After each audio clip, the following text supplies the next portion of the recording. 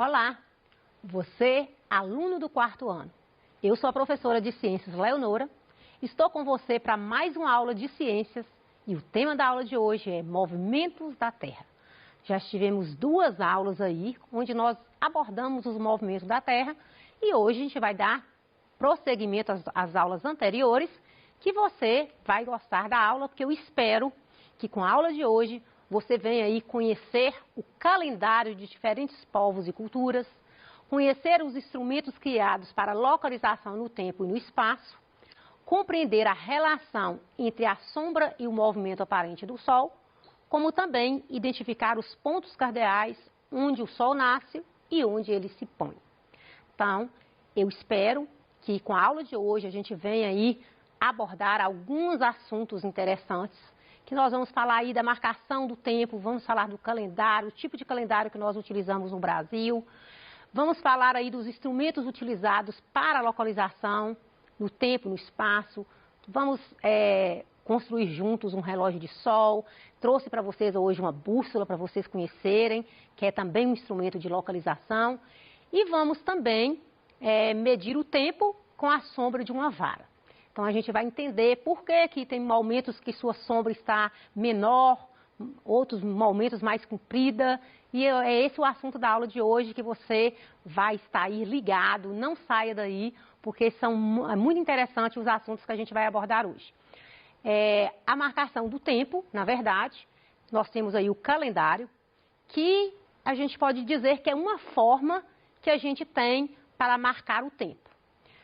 O calendário é esse que você utiliza aí direto na sua casa, que você percebe aí o dia que você está, se é segunda, terça, quarta e quinta, quantos dias que tem um mês, tudo isso aí constitui o nosso calendário. Existem aí muitos outros tipos de calendários que a gente vai até abordar hoje, mas esses calendários eles foram elaborados de acordo com a cultura de um povo, de acordo, tudo isso baseado na movimentação dos astros. Então é algo bom a gente saber que os calendários, eles surgiram a partir aí do movimento dos astros. E principalmente aí a gente vai falar do calendário que a gente utiliza hoje em dia, que é o calendário gregoriano, que ele também é um calendário que veio aí o quê? Da movimentação, desse movimento da Terra em relação ao Sol. O calendário gregoriano, né, é um calendário que surgiu aí no século VIII pelo Papa Gregório, em 1582. Na verdade, ele é chamado gregoriano ou calendário cristão, porque ele surgiu a partir, né, do nascimento de Cristo. Você já assistiu aula de ensino religioso e a professora já abordou um pouco sobre isso, esse marco do nascimento de Cristo no calendário. Existe o antes de Cristo e depois de Cristo. Então, na história você estuda muito isso também. Então, nesse calendário aí que a gente utiliza, que é o calendário cristão, ele é um calendário que não só utiliza no Brasil, mas em grande parte do mundo. Na verdade, ele foi um calendário criado desde o século VI por um monge Dionísio, mas ele só se tornou oficial em 1582 pelo Papa Gregório VIII, por isso que veio o nome aí de calendário gregoriano. O que consta esse calendário? Ele consta 365 dias, que são divididos em 12 meses, que você começa desde janeiro, segue, termina em dezembro. Esses meses, qual o número de dias? Varia de 30 a 31 dias. Tem meses que você vai encontrar 30 dias, ou o próximo mês você encontra 31 e assim por diante. O mês de fevereiro é a única exceção, nós já conversamos sobre isso aqui na aula anterior, que o mês de fevereiro ele tem exatamente 28 dias ou 29 dias. Durante aí, a maior parte dos anos tem 28 dias, só no ano bissexto que consta aí com 29 dias. Por quê? Se você lembra, nós falamos que o movimento de translação, que é aquele movimento que a Terra faz ao redor do Sol, demora 365 dias e 6 horas. Essas 6 horas acrescido aí em cada ano vai dar um dia. Então é esse 29 dias aí do mês de fevereiro, que é o que a gente chama de ano bissexto. Existe aí o calendário chinês, é um calendário muito antigo. A gente pode considerar que é o calendário mais antigo aí que a gente tem conhecimento. Esse calendário, ele consta aí ele está bem relacionado aí também ao movimento do Sol ao redor da Lua.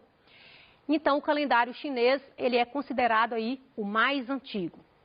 Isso não quer dizer que o calendário chinês, como ele tem exatamente aí 375 dias, muitos outros países, muita outra parte do mundo utiliza o calendário gregoriano, e você vai entender por quê. Porque, na verdade, tem esse calendário islâmico que ele baseia-se no movimento da Lua. E nesse calendário islâmico, ele tem 12 meses e 29 dias ou 30 dias. Então, se você for fazer a conta, vai dar 354 dias ou 355. O que você percebe? Que está tendo uma diferença aí de 11 dias. Então, não vai sincronizar essa diferença aí com o calendário gregoriano, que é 365 dias. Então, o que vai acontecer? Nesse calendário islâmico, mesmo por causa dessa diferença de 11 dias, não sincroniza as estações do ano. Então, por isso, né, que esse calendário, ele utiliza muito esse calendário islâmico. Muitos outros países utilizam aí o calendário gregoriano por causa dessa quantidade de dias, de 375 dias, sincronizar com as estações do ano. Existe aí o calendário indígena, que é um calendário muito antigo aí, 4.000 anos, né? Cerca de 4.000 anos que tem esse calendário. Você sabe que a comunidade indígena, elas pegam aí essas informações da natureza, como, por exemplo, aí, essa alternância de dia, de noite, marés, as estações do ano, como elas se repetem. Eles acreditam muito nessa influência aí dos astros nas plantações, na agricultura. Então, eles seguem muito o calendário indígena por causa dessa influência aí que esses astros, o que o universo tem na agricultura. Então, eles já percebiam esses fenômenos aí, que eles interferiam na vida dos seres vivos, interferiam nas plantações, nas colheitas. Então, por isso que vocês sempre escutam assim, a lua está nova, não está boa para plantar, ou a lua está minguante. E acreditam, não só os índios, né, mas nós temos aí, culturalmente falando, se você for conversar com pessoas mais antigas na zona rural, você vai ouvir eles falarem, a reprodução dos peixes é em tal época, por causa que a lua está dessa forma. A plantação debaixo da terra que utiliza aí como os tubérculos, né, batata, mandioca, é bom plantar na lua nova e na minguante. Já aquelas plantas que você coleta por cima do solo, como as folhas, é bom você plantar na lua crescente e na lua cheia. Então, você já escutou muito isso falar, até porque isso aí é uma cultura não só dos índios, mas de toda a população, inclusive as mais antigas. Vamos ver aqui quais as invenções que serviram para nos orientarmos no tempo e no espaço. Então, lógico que antigamente, como é que as pessoas se orientavam, como é que elas se localizavam? Será quais instrumentos que elas utilizavam? Então, vamos conhecer um pouco de cada um, não é isso? Então, vamos lá. Para nós nos orientarmos, tanto no tempo e no espaço, as pessoas, né, utilizavam muito o Sol. O Sol, se você conversar com alguém com uma idade mais avançada, aí de 80 anos, por aí, eles vão te falar o seguinte: antigamente não tinha um relógio, então eles olhavam a posição do Sol para eles estimavam a hora, faziam uma estimativa graças à posição do Sol.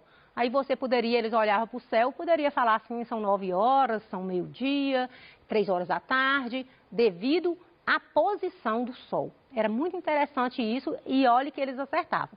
Por isso que hoje a gente vai aqui, eu trouxe para você, que a gente vai construir juntos o relógio de Sol.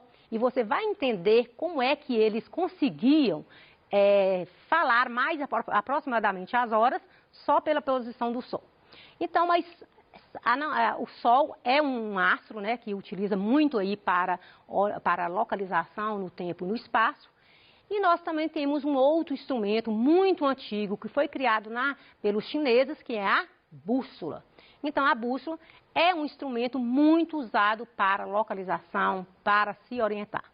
Então, qualquer desses instrumentos, a bússola, por exemplo, é necessário a gente ter o conhecimento dos pontos cardeais. Você lembra na aula anterior que eu falei para você sobre os pontos cardeais? Vai no quintal da sua casa, estende a sua mão aí para o leste. O leste, onde que o sol nasce? Leste.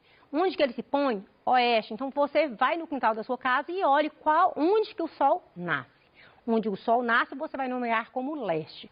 E onde ele se põe? Oeste. Que é fácil para você entender os outros pontos cardeais, porque na sua frente vai estar o norte e atrás vai estar o ponto cardeal sul. A bússola, ela é um instrumento, eu trouxe para você a bússola, mas tem até também para você construir aí na sua casa. A bússola magnética é um instrumento, né, que as pessoas utilizavam para localização e, lógico que ela tem aí, criada aí mais de 2000 anos na China, mas é um instrumento que se utiliza até hoje. Não é porque é antigo, que tem mais de 2000 anos, que deixou de utilizar. Até hoje utiliza-se a bússola. Então, a bússola ela sempre vai indicar direção norte e direção sul. Como é que funciona a bússola? Em toda bússola você vai ter aí uma agulha. Essa agulha tem um ponteiro e nesse ponteiro ele vai comportar como um grande ímã. Então, esse ponteiro aí vai apontar para o norte, para o sul. Então, você já aprendeu, né, nas aulas anteriores do ímã, que o ímã ele tem um magnetismo, tem o polo norte e o polo sul do ímã, que é capaz de atrair objetos, nós já falamos isso aqui. Então, imagina aí o ponteiro de uma bússola sendo comportado como um ímã. Então, eu trouxe para você uma bússola também para você entender sobre como é que ela funciona. Então, a Terra, ela funciona como um grande ímã. E, na verdade, por quê? Porque no interior da Terra, você também já aprendeu que tem no interior da Terra metais. Metais líquidos, metais sólidos, que é o níquel, que é o ferro. E, na verdade, a Terra tem um polo magnético e tem o polo geográfico também na Terra. Então, o polo magnético ele localiza próximo ao polo geográfico. Então, vamos entender isso aqui.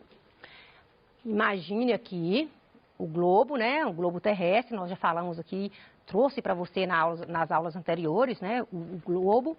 E o globo existe o polo norte e o polo sul.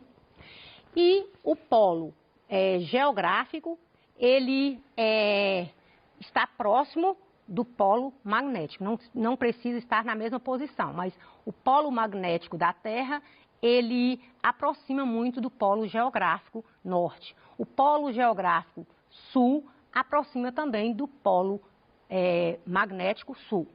Então, só para você ter uma ideia, né, que a Terra ela tem essa força magnética, né, por causa desses metais que nela tem. Então, a agulha, no caso aí da bússola, ela vai sempre orientar para a posição, o ponto cardeal norte e sul, e por isso que ela sempre vai apontar também para o norte magnético da Terra.